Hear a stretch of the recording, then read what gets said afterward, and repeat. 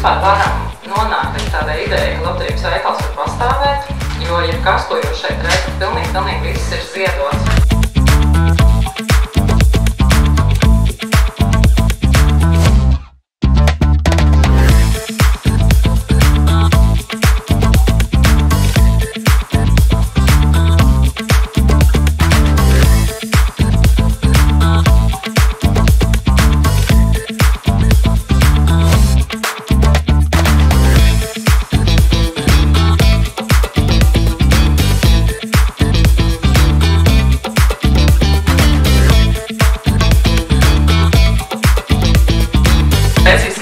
Tevi apsveicam ar tavu pirmo brīvības stāvokļa organizāciju.